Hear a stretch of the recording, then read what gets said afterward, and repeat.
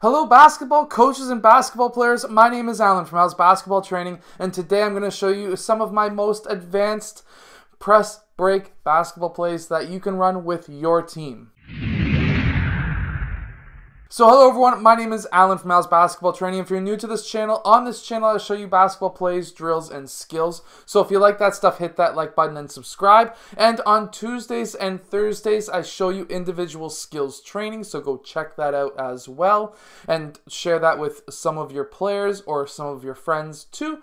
But anyways, today I'm going to show you some of my most advanced inbounds plays, press break basketball plays that you can run. So let's get down to the clipboard. Let's check these out. But first, let me explain. Advanced is not always necessarily the best way to go. You might want to go more on the simpler, easy route out. At the younger age groups, simplicity is best. But advanced is sometimes also pretty good to confuse a defense. So let's get down to the clipboard and let's check these out. Okay, so we have blue playing offense, red playing defense. Right now they are in a 2-2-1 zone. Basically what we're looking to do is have player 2 get the ball to somewhat dribble the ball up the court. But what we're going to start with is player 4 and player 1 setting screens on these zone players. Player 2 is going to pop down towards the middle of the court, and player 3 is going to inbound the ball to player 2. At this time, player 1 is most likely going to be guarding him, and we're going to probably see player 3 pop down just a bit. Now at this time, what we want to see is now player 1 cutting up the middle and player 3 running inbounds. We want this pass to go to player 1. Remember, like always, we want to have the ball go up the middle of the court, wherever there's the volleyball court.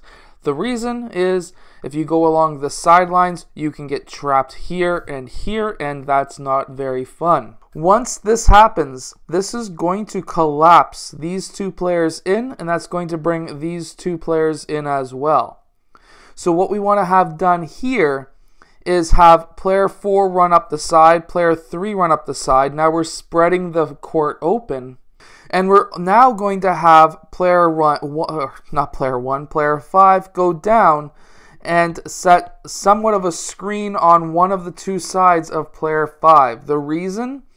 With these two players closing in to try and force player 1 to one side or the other, he is going to do what you would normally not want to do, but these guys are not going to be right on the sideline. They're going to be a few feet inside or away from the sideline, where player 1 is going to pass one of them the ball. Now what we will have is hopefully a 3-on-1 situation. Player 1 is going to see what side player 5 is on. He's going to pass to that side. And now we're going to have 3-on-1. And, well, if it's 3-on-1, you should be able to score quite easily. Now, in our next press break, what we're going to have is against a 1-3-1. Now, I like this press break against the 1-3-1 because now we're front loading the offense, but this will work against any kind of press defense. Basically, what we're going to start with is we want player 1 to get that ball. So how we're going to do that is these two players are going to screen players for him, or in this case, we're going to get player 4 because there's only one player up here. Player 4 is going to screen on that side of player 1. Player 2 is going to inbound that ball. And now player 1 can dribble the ball up the court. Player 1, red, is obviously going to try and stop him and follow him. Meanwhile, we now have 4 players in the backcourt who are hopefully able to dribble the ball. Player 5 is going to move down towards the post or towards the baseline. He is sort of our long pass safety, depending on what this player is doing.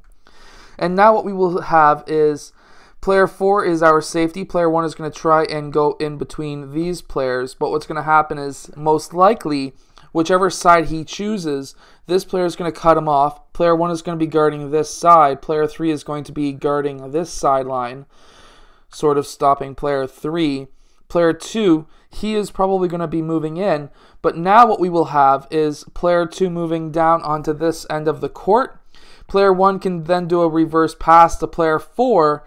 One dribble will get player 2 and player 1 to follow over to him, but because of this, 2-on-1 situation, depending on what player 5 is doing, player 4 could just pass to player 2 and now it's a 2-on-1. Or what could have happened is player 5 might have been sneaking up, and if these two players were not playing down far enough to player 5, this pass could have skipped over player 5 straight to player 5 for a nice alley-oop or a nice layup. Now, this third inbounds play, or press break, sorry, I keep on wanting to say inbounds play for some silly reason, but this next one is what I call the touchdown play. And in the touchdown play, we're going to get a layup in less than 3 seconds. So what we're looking to do is, they've already made the decision that one of these two players is going to be the one who's going to score. So let's just say, to make sake of argument, player 3 is the player who is going to score. What we're going to have now is, of course, this will only work against a full court man-to-man defense. And we're going to have player 5 run towards the inbounding player. That's going to bring player 5 right with him. Now that's leaving this whole end of the court completely wide open. And what we're going to do here is have player 3, he is going to go and use player 1 as a screen, and player 3 is going to cut down court. Player 2 is then going to chuck the ball, so of course you're going to need to have a player who can actually really pass the ball and have a strong arm, all the way down to player 3, who is a one-on-none, and if he misses, you can yell at him if you want, but he better not miss, because that's a one-on-none, and that should be an easy score, just like that.